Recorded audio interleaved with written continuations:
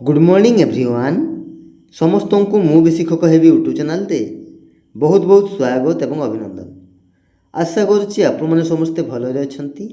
तो आज रही आपण सीडीपी एंड पेडागोजी अंतिम प्रहार 3 जो आपण मान रही टॉप 30 क्वेश्चंस जहाँकि आपंकर ओटीटी एग्जाम बहुत ही हेल्पफुल रहिबो।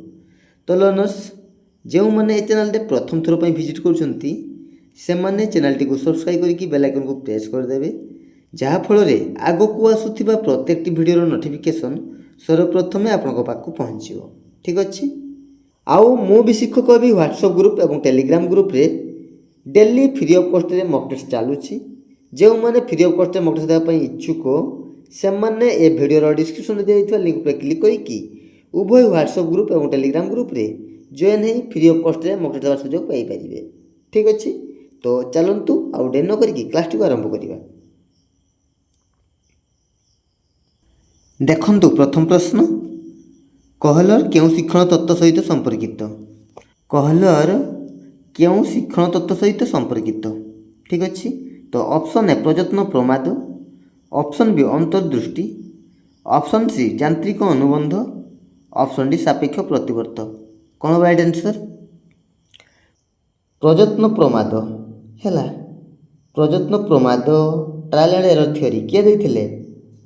थर्नडाइक है। थर्नडाइक आउ से बिलेई को लेकिन परीक्षण करते। ठीक अच्छे पिले। प्रयत्न प्रमाद ट्रायल एंड एरर थ्योरी जे कि थर्नडाइक देते आउ से बिलेई को लेकिन परीक्षण करते। अंतर्दृष्टि है। अंतर्दृष्टि शिक्षण इनसाइट ऑफ लर्निंग जे कि कहलर देते है। आउ से सिंपांजी को नहीं परीक्षण करते। कहलर सिंपांजी को नहीं परीक्षण करते है। सिंपांजी जार ना था कौन पिले? सुल्तान है। से सिंपांजी ना था सुल्तान। मन देखियो है। सापेक्ष प्रतिवर्त अथवा यांत्रिक अनुबंध क्लासिकल कंडीशनिंग जे कि इभान पावलोव देते। कौन पिले? इभान पावलोव है। इभान पावलोव आउ से कुकुर को नहीं परीक्षण करते। पावलोव कुकुर को नहीं परीक्षण करते। ठीक अच्छे। ये मन रखियो। नेक्स्ट क्वेश्चन नंबर 2, निम्नोक्त केउटी बहुविकल्प प्रश्न एक लक्षण नुहे? निम्नलिखित मध्य केउटी बहुविकल्प प्रश्न एक लक्षण नुहे? विकल्प उत्तर गुड़िक ठीक भाई जमापड़े, कम समय ठीक मूल्यांकन होता है, विकल्प मान मध्य गोटे ठीक उत्तर थाए, प्रश्नपत्र सहजरे प्रस्तुत करे ना, प्रश्नपत्र सहजरे प्रस्तुत हो पारे नहीं है। प्रश्नपत्र सहजरे प्रस्तुत करे नहीं है। तो ऑप्शन डी हो राइट आंसर। प्रश्नपत्र सहजरे प्रस्तुत करे। ठीक अच्छे। तो यह एक बहुविकल्प प्रश्नर लक्षण नुहे। नेक्स्ट क्वेश्चन नंबर 4, क्यों शिक्षादान शिक्षण पद्धति अन्य तीनोटी ठारू भिन्न? क्यों शिक्षादान शिक्षण पद्धति अन्य तीनोटी ठारू भिन्न? ऑप्शन ए आलोचना, ऑप्शन बी वर्णना, ऑप्शन सी व्याख्यान, ऑप्शन डी पर्यवेक्षण। कौन हम राइट आंसर? आलोचना, वर्णना, व्याख्यान है। ये तीनोटी हूँ कौन ना शिक्षक केन्द्रिक शिक्षादान पद्धति है, टीचर सेंटर्ड। ठीक अच्छे। किंतु पर्यवेक्षण यह हूँ कौन पिले ना एक अनुभवात्मक अथवा क्रियात्मक शिक्षण पद्धति जोठारे शिक्षार्थी निजे देखिकी एवं अनुभव करिकी शिखी थाए है। तो ऑप्शन डी हो राइट आंसर। पर्यवेक्षण पर्यवेक्षण होउछि एक अनुभवात्मक अथवा क्रियात्मक शिक्षण पद्धति जोठारे शिक्षार्थी निजे देखिकी एवं अनुभव करिकी शिखी थाए है। मन रखिए पिले। नेक्स्ट क्वेश्चन नंबर 5, केउटी मूल्यांकन एक उदाहरण? केउटी मूल्यांकन एक उदाहरण? विद्यालय मासिक परीक्षा खाता देखा, ओटीईटी परीक्षा खाता देखा, डीएलईडी परीक्षा खाता देखा है। डीएलईडी परीक्षा खाता देखा ना एमध्य कौन नुहे? कौन हम राइट आंसर? देख पिले मूल्यांकन एक उदाहरण पचार है। तो मूल्यायन कौन ना उभय परिमाणात्मक एवं गुणात्मक को बुझाए है किंतु एठारे केवल परिमाण को सूचाऊँगी तेणु एमध्य कौनसी नुहे ऑप्शन डी हो राइट आंसर है।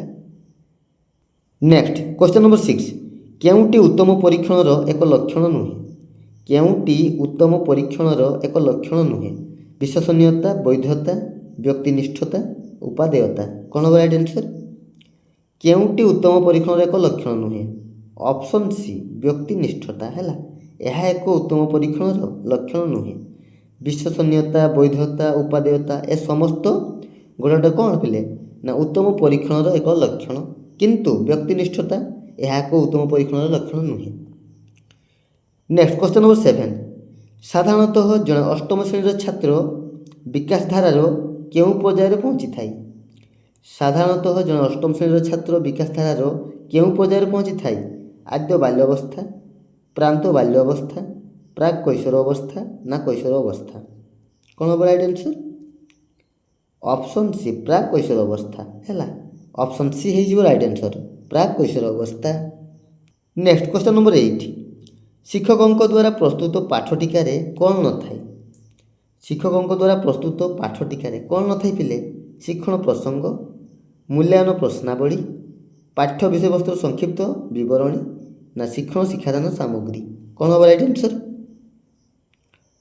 शिक्षकों द्वारा प्रस्तुत पाठटिकार मूल्यायन प्रश्नावली ऑप्शन बी हो राइट आंसर है मूल्यायन प्रश्नावली न थाए ऑप्शन बी हो राइट आंसर ठीक अच्छे। क्वेश्चन नंबर 9 क्यों प्रश्नर उत्तर अनुमान कर देवार संभावना सबुठारु कम क्यों प्रश्नर उत्तर अनुमान कर देवार संभावना सबुठारु कम समापना प्रश्न हाँ और ना प्रश्न ना 4टी विकल्प प्रश्न ना गोटे वाक्य उत्तर देवा कौन हम राइट आंसर ऑप्शन सी 4टी विकल्प थिबा प्रश्न है 4टी विकल्प थिबा प्रश्नर उत्तर अनुमान करी देवार संभावना सबुठारु कम ठीक अच्छे तो ऑप्शन सी हो right answer. Next question number 10 गोटे पीरियड शिक्षादान शेष सोपान कि प्रकार प्रश्न पचरा जाए गोटे पीरियड शिक्षादान शेष सोपान कि प्रकार प्रश्न पचरा जाए व्यवस्थानमूलक ना नैदानिक ना समाप्ति सूचक ना गठनमूलक कौन हम राइट आंसर ऑप्शन सी समाप्ति सूचक ऑप्शन सी जो राइट आंसर है समाप्ति सूचक। नेक्स्ट क्वेश्चन नंबर 11 क्यों उक्तिटी शिक्षापाई प्रयोज्य नुहे क्यों उक्तिटी शिक्षापाई प्रयोज्य नुहे शिक्षा एक लक्ष्याभिमुखी प्रक्रिया शिक्षा एक जीवनव्यापी प्रक्रिया शिक्षा एक आचरण परिवर्तन प्रक्रिया ना शिक्षा एक केवल औपचारिक प्रक्रिया कौन हम राइट आंसर क्यों उक्तिटी शिक्षापाई प्रयोज्य नुहे शिक्षा केवल एक औपचारिक प्रक्रिया ऑप्शन डी यही उक्तिटी शिक्षापाई प्रयोज्य नुहे ठीक अच्छे तो ऑप्शन डी हो right answer. Next question number 12 जड़े 10 वर्ष शिक्षार्थी मानसिक बयस 10 वर्ष से क्यों श्रेणी शिक्षार्थी जड़े 10 वर्ष शिक्षार्थी मानसिक बयस हूँ 10 वर्ष तो से क्यों श्रेणी शिक्षार्थी स्वल्प बुद्धिसंपन्न ना साधारण बुद्धिसंपन्न ना उच्च बुद्धि ना अति निम्न बुद्धिसंपन्न कौन हम राइट आंसर ऑप्शन बी साधारण बुद्धिसंपन्न है ऑप्शन बी हो राइट आंसर साधारण बुद्धि श्रेणी से शिक्षार्थी ठीक अच्छे। Next question number 13 nothing succeeds like success यही उक्ति थंडाइकों शिक्षण नियमर क्यों विधि उपर पर्यवेसित अभ्यास ना प्रस्तुति नियम ना फलाफल ना सांप्रत्य कौन हम राइट आंसर ऑप्शन सी फलाफल नियम उपर पर्यवेसित है ऑप्शन सी हो राइट आंसर थंडाइकों शिक्षण नियमर फलाफल विधि उपर पर्यवेसित ठीक अच्छे ऑप्शन सी हो right answer. Next question number 14 टर्मान मतरे मेधावी छात्रों को बुद्ध्यांक है टर्मान मतरे मेधावी छात्रों को बुद्ध्यांक केते हम कौन हम राइट आंसर ऑप्शन डी 140 अधिक है टर्मान मतरे मेधावी छात्रों को बुद्ध्यांक हूँ 140 अधिक ऑप्शन टी हो राइट आंसर।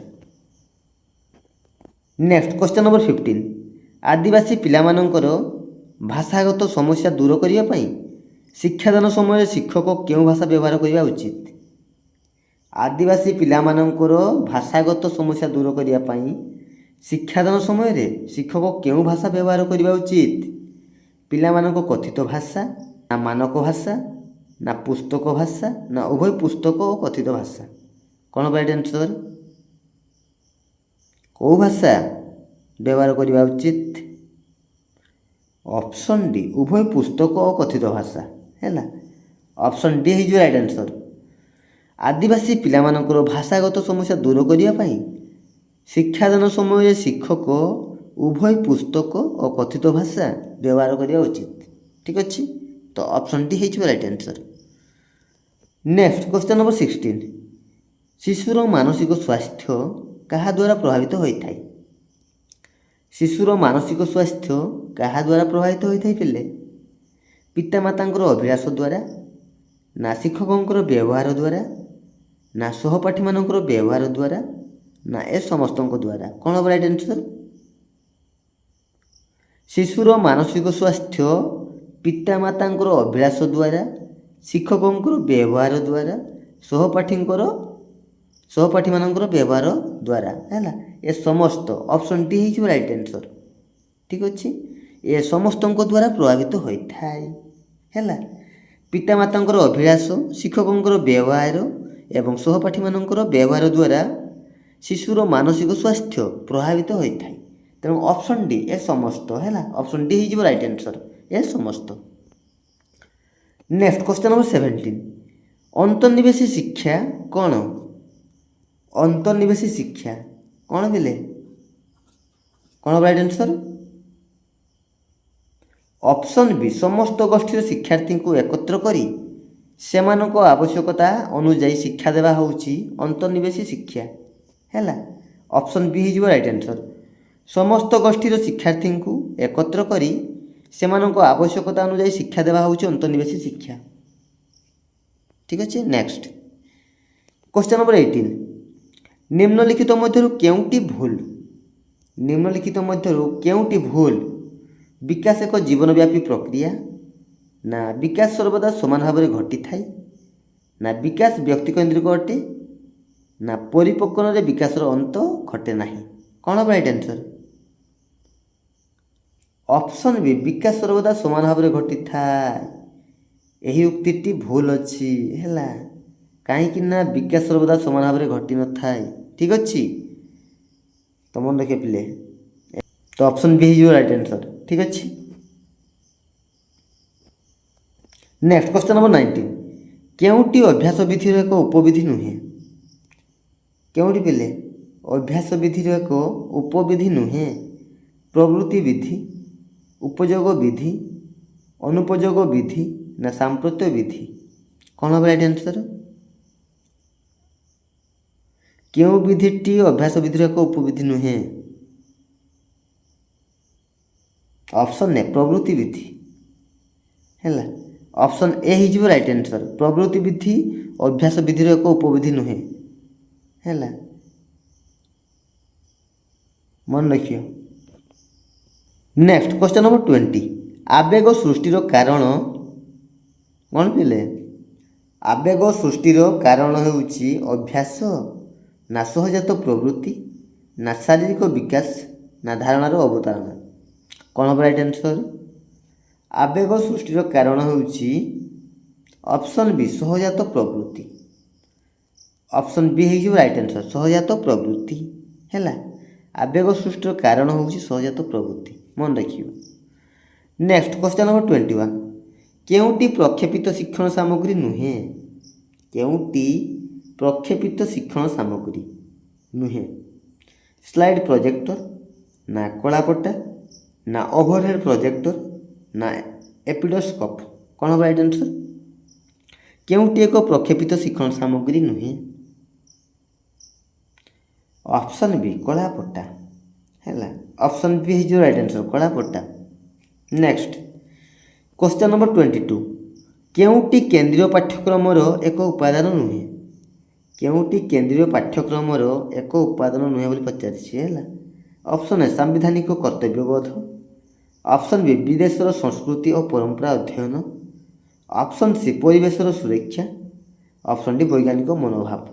କ'ଣ ହେବ ରାଇଟ୍ ଆନ୍ସର୍? ଅପସନ୍ ବି ବିଦେଶର ସଂସ୍କୃତି ଓ ପରମ୍ପରା ଅଧ୍ୟୟନ ହେଲା। ଅପସନ୍ ବି ହେଇଯିବ ରାଇଟ୍ ଆନ୍ସର୍। ବିଦେଶର ସଂସ୍କୃତି ଓ ପରମ୍ପରା ଅଧ୍ୟୟନ କେନ୍ଦ୍ରୀୟ ପାଠ୍ୟକ୍ରମର ଏକ ଉପାଦାନ ନୁହେଁ। ଠିକ୍ ଅଛି, ଅପସନ୍ ବି ହେଇଯିବ right answer. Next question number 23।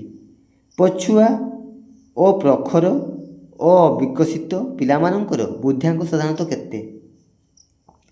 ପଛୁଆ ଓ ପ୍ରଖର ଓ ଅବିକଶିତ ପିଲାମାନଙ୍କର ବୁଦ୍ଧିଆଙ୍କ ସାଧାରଣତଃ କେତେ?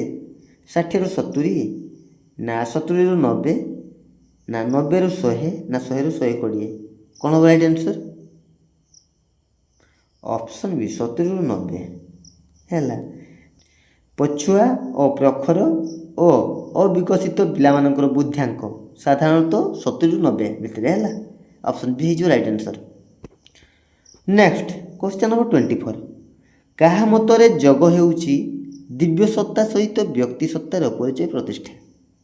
କାହା ମତରେ ଯୋଗ ହେଉଛି ଦିବ୍ୟ ସତ୍ତା ସହିତ ବ୍ୟକ୍ତି ସତ୍ତାର ପରିଚୟ ପ୍ରତିଷ୍ଠା? ଅପସନ୍ ଏ ରବୀନ୍ଦ୍ରନାଥ ଠାକୁର, ନା ମହାତ୍ମା ଗାନ୍ଧୀ, ନା ଶ୍ରୀ ଅରବିନ୍ଦ, ନା ପତଞ୍ଜଳି? କ'ଣ ହେବ ରାଇଟ୍ ଆନ୍ସର୍?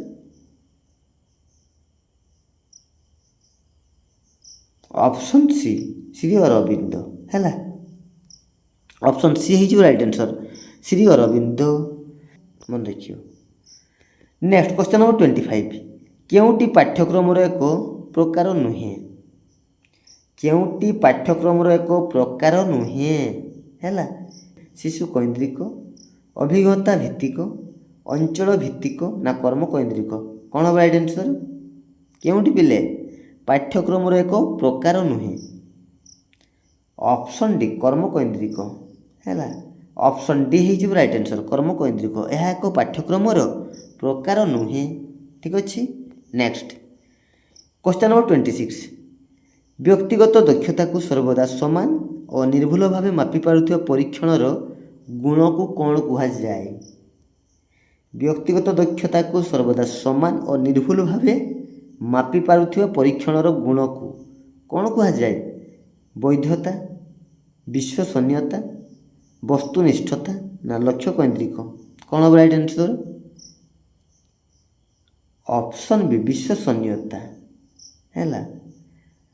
ସମାନ ଓ ନିର୍ଭୁଲ ଭାବେ ମାପିପାରୁଥିବା ପରୀକ୍ଷଣର ଗୁଣକୁ କ'ଣ କୁହାଯାଏ? ନା ବିଶ୍ୱସନୀୟତା। ଅପସନ୍ ବି ହେଇଯିବ ରାଇଟ୍ ଆନ୍ସର୍। ମନେ ରଖିବ ପିଲେ ହେଲା, ବିଶ୍ୱସନୀୟତା।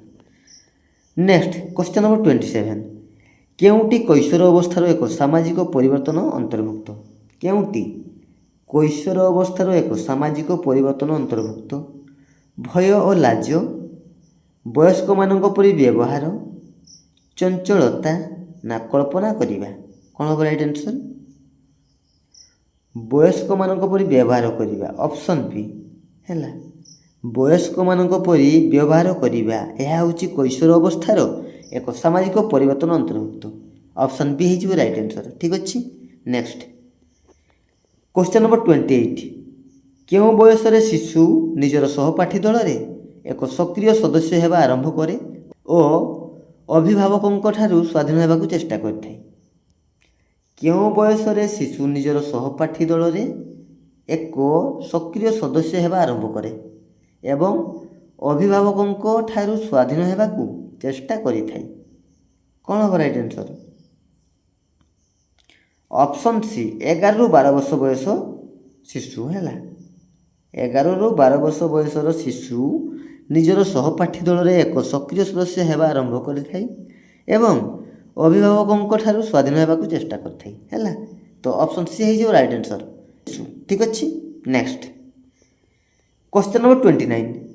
ସର୍ବେକ୍ଷଣରେ ତଥ୍ୟକୁ ଦଳ ବା ଉପଦଳରେ ଭାଗ କରିବା ପାଇଁ କେଉଁ ମାପନୀ ବ୍ୟବହାର କରାଯାଏ?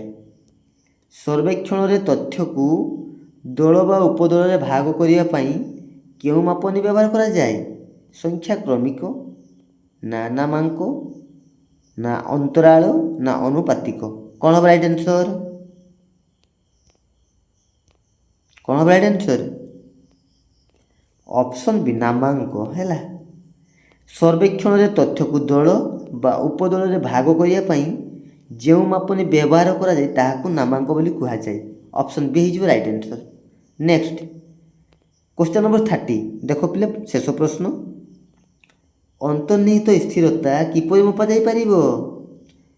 ଅନ୍ତର୍ନିହିତ ସ୍ଥିରତା କିପରି ମପାଯାଇପାରିବ? ଅପସନ୍ ଏ ଘଟଣାବଳୀ ବିବରଣୀ ପଦ୍ଧତି ଦ୍ୱାରା, ନା ପରୀକ୍ଷଣ ପୁନଃ ପରୀକ୍ଷଣ ପଦ୍ଧତି ଦ୍ୱାରା, ନା ଅର୍ଦ୍ଧକରଣ ପଦ୍ଧତି ଦ୍ୱାରା, ନା କୌଣସିଟି ନୁହେଁ। କ'ଣ ହେବ ରାଇଟ୍ ଆନ୍ସର୍? ଅନ୍ତର୍ନିହିତ ସ୍ଥିରତା କିପରି ମପାଯାଇପାରିବ? ଅର୍ଦ୍ଧକରଣ ପଦ୍ଧତି ଦ୍ୱାରା। ଅପସନ୍ ସି ହେଲା। ଅର୍ଦ୍ଧକରଣ ପଦ୍ଧତି ଦ୍ୱାରା ଅନ୍ତର୍ନିହିତ ସ୍ଥିରତା ମପାଯାଇପାରିବ। ତ ଅପସନ୍ ସି ହେଇଯିବ ରାଇଟ୍ ଆନ୍ସର୍। ଠିକ୍ ଅଛି। ତ ପିଲେ ଏଇ ଥିଲା ସିଡିପି ଆଣ୍ଡ ପେଡାଗୋଜିର ଅନ୍ତିମ ପ୍ରହାର 3ରେ ଟପ୍ 30 କ୍ୱେଶ୍ଚନ୍ସ, ଯେଉଁ କ୍ୱେଶ୍ଚନ୍ ପୂର୍ବ ବର୍ଷ ପରୀକ୍ଷାରେ ଆସିଥିଲା ଏବଂ ଏହି କ୍ୱେଶ୍ଚନ୍ ଆଗକୁ ମଧ୍ୟ ଆସିବ। ତେଣୁ ପ୍ରତ୍ୟେକଟି ପ୍ରଶ୍ନକୁ ମନେ ରଖିବା ପାଇଁ ଚେଷ୍ଟା କରିବେ। ଯଦି ଭିଡ଼ିଓଟି ଭଲ ଲାଗିଥାଏ ତେବେ ଲାଇକ୍ କରିବାକୁ ଭୁଲିବେନି, ଲାଇକ୍ କରିଦେବେ ଏବଂ ନିଜ ସାଙ୍ଗସାଥିମାନଙ୍କୁ ସେୟାର ମଧ୍ୟ କରିଦେବେ। ତ ଆଉ ଗୋଟେ ନୂଆ ଭିଡ଼ିଓ ଦେଖା ହେବ। ସେ ପର୍ଯ୍ୟନ୍ତ ରହୁଛି। ଧନ୍ୟବାଦ। ଜୟ ଜଗନ୍ନାଥ।